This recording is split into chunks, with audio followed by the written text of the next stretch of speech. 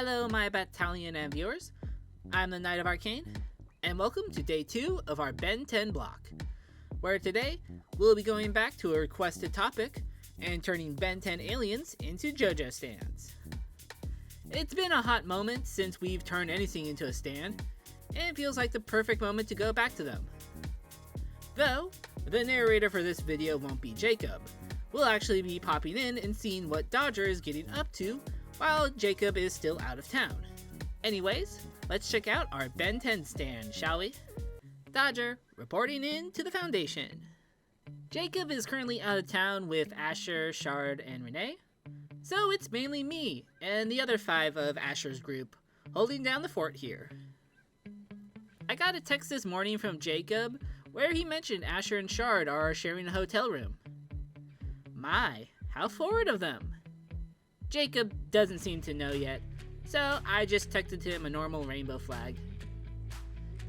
But he did remind me to keep an eye on his shop, and that Caris Hernandez, one of the members of Asher's crew, will help show me the ropes, since she's been helping out at the shop recently. Thing is, I thought she forgot, since she was a good 15 minutes late, and I didn't have a key. I had to make a few calls to the others, and they told me Caris likes to take an early morning swim at the community pool, though she's still usually on time. So I went over to try and find her, though I had to deal with some of my least favorite people, gym bros. Specifically the ones that think they can hit on any girl they see just because of how swole they are. Himbo types like Renee are fine. Respectful guys that are jacked like Shard are fine. Most gym bros are not. Anyways, as I walked through the gym part, heading for the pool, trying my best to ignore the idiots, I got distracted by one comment that did get to me and accidentally walked into a handyman that at the time I thought was most likely there to fix the AC. It felt almost like a swamp in there. I apologized since it was my own fault.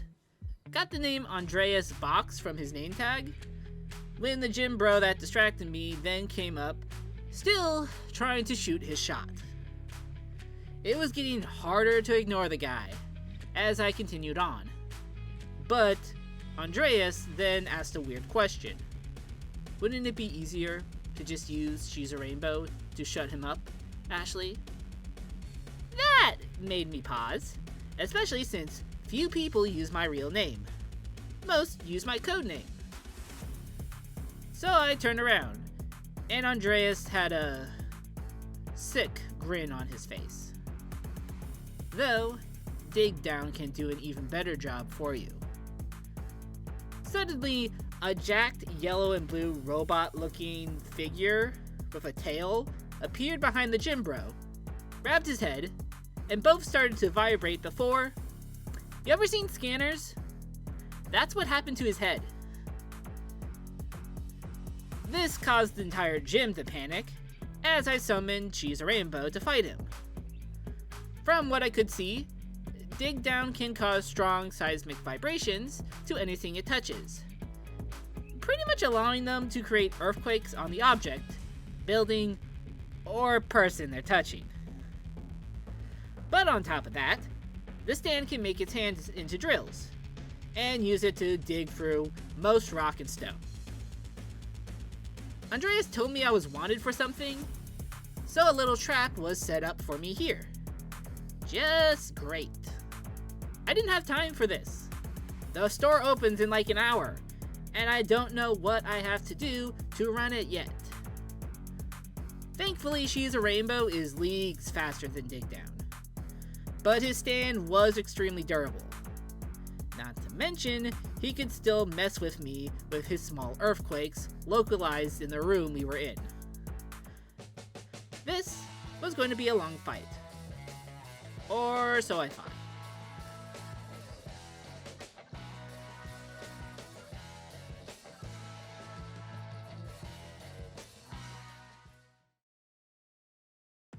So, quick pause pause to talk a bit about Caris. Apparently, she's like an OG Hungry Hanya. Before they lost most of their members and Asher came along and took over, Caris was the de facto leader back when it was only the Free that didn't get caught up in that shady business. And now is Asher's second in command. So she's incredibly capable. Which did make me worry a bit, since I hadn't seen her for most of my fight with Andreas.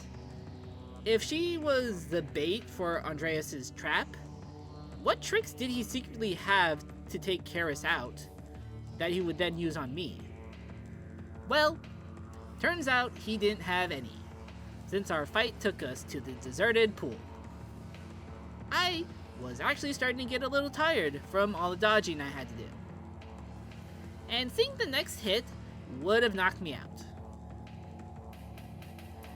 Andreas was smirking at me, his back to the pool, and was just about to send another attack when something lunged out of the pool. It looked like a pale, monstrous fish lady with beady eyes and a wicked jaw that was able to make its way to Digdown's jugular and rip it out. I turned around, and behind me was a familiar face, covered in small burn marks and vines, with her hair looking a bit frazzled too. Caris and Into Deep had arrived. Into Deep is an incredibly fast stand in the water, able to make vortexes in the water with their speed, and can even shoot drops of water at their foes like bullets. The main downside is the stand needs to be constantly wet when not in huge bodies of water. Not really able to last long if too far away. But when it rains, or say the sprinkler system in a building is activated, Into Deep becomes a beast on land too. With Digdown stunned by the other stand's bite, I had She's a Rainbow punch Andreas right in the face, knocking him out and throwing him into the water. Finally able to catch my breath, I joked with Caris about how this big lughead was able to get the drop on her. But she looked me dead in the eye and told me Andreas was just the muscle, and wasn't even the one to knock her out. Suddenly, we heard a sparking sound, and I was suddenly tackled away from the pool by Into Deep. I turned around to see electricity running through the pool as the lights flickered, and heard the agonizing screams of Andreas as he was electrocuted in the water. Well, this just got worse.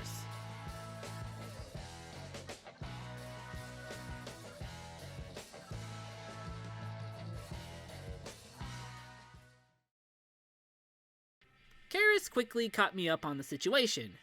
How she was attacked in the pool earlier by 3 little yellow and black battery-looking stands that called themselves Shock Me, and how they only released enough electricity to knock her out, not to straight up kill her like they just tried to do. Not to mention, there's a third stand user out there too.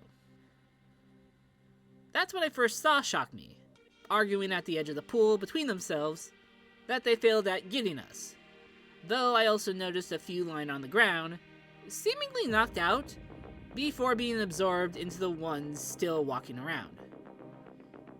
Caris did overhear the stand user's name, being Ace Bowza, but it's unlikely that they're even in the building, given the nature of this stand. We then saw the swarm move across the room to the walls, jamming their hands into any sockets or electrical equipment, and proceeded to juice themselves up. Along with that, they proceeded to duplicate, evenly spreading out the charge to more and more of them. So, they had the numbers, an advantage over Into Deep, and we had no idea where their user was. That's when I noticed in a nearby storage room some empty fish tanks, and remembered that glass is non-conductive. I told Caris to quickly grab as many as she can as I sent out She's a Rainbow to distract the swarm. Thankfully, even when jacked on electricity, My stand was faster, even when they tried to shoot electricity at it, and we were able to gather the fish tanks. We then started to trap the parts of Shock Me in them, being unable to pass through the glass or the floor, wasting their energy in trying to escape. Soon, all the parts were trapped and fading away, except for one, too weakened to even run away, as She's a Rainbow grabbed it, and proceeded to squeeze it till, well, it popped. I think Bowser was found somewhere in the building, but I didn't see what happened to his body. I think it would have been a little messy.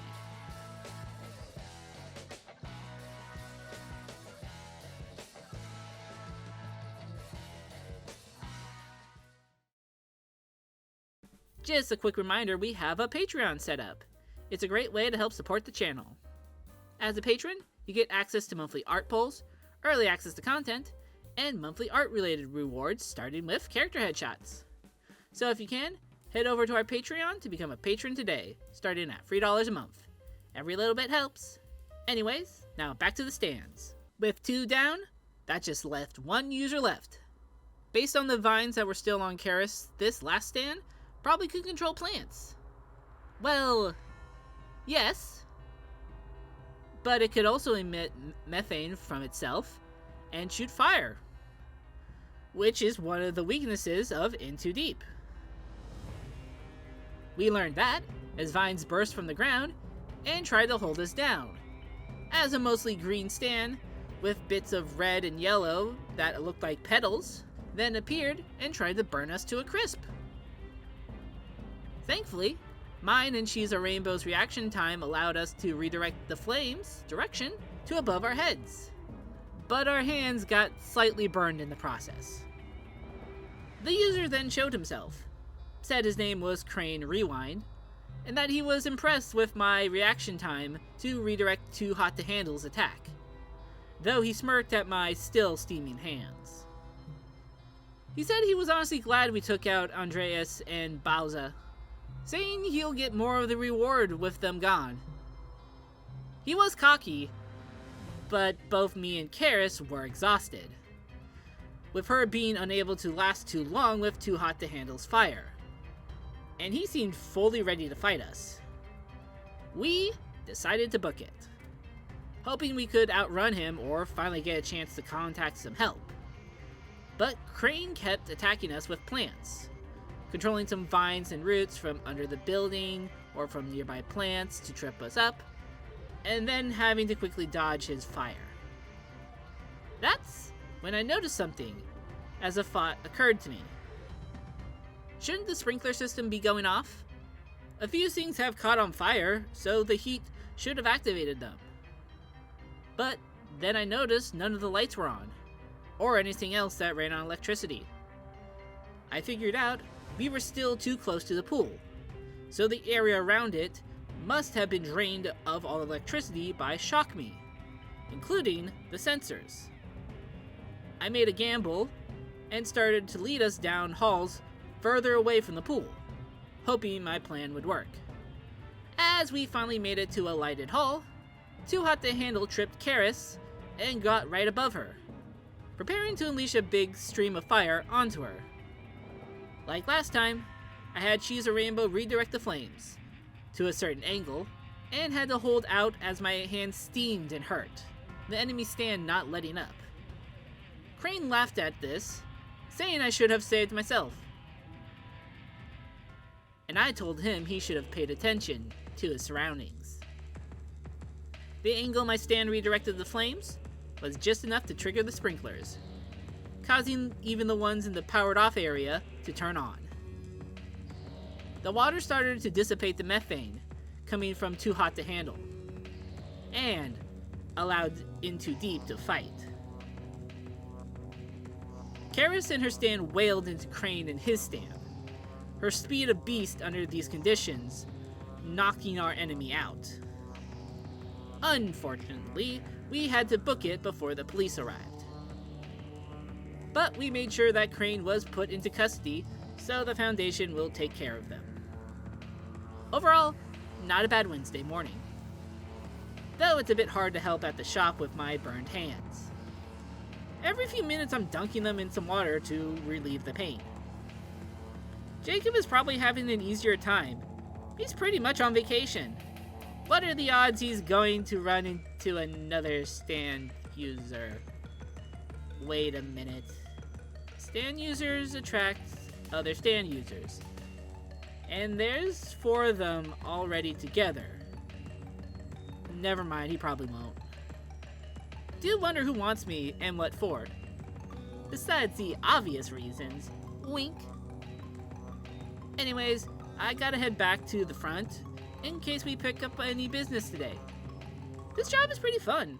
I'll see if Jacob will let me work part-time. This is Dodger, signing off.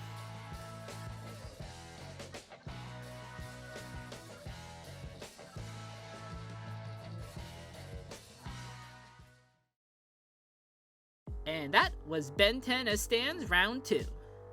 It was a bit hard to figure out what were the other free aliens I wanted to turn into stands. I've been wanting to turn Ripjaws into one for a while. But overall, I think I came up with some really good stands. But what did you think of them? Let me know in the comments, along with other Ben 10 aliens I should turn into stands, other things I should do with Ben 10, or other series I should turn into stands. If you haven't already, you should check out the first round of Ben 10 stands, along with Palworld Pals as stands to see what Jacob has been up to. And of course, don't forget to watch the first part of this Ben 10 block with the variety episode. And if you liked what you saw, then leave a like, and subscribe to join a growing little Arcane town, to be in the know for future videos, polls, and the last part of the Ben 10 block. Anyways, thank you for watching, and I'll see you all next time. Later!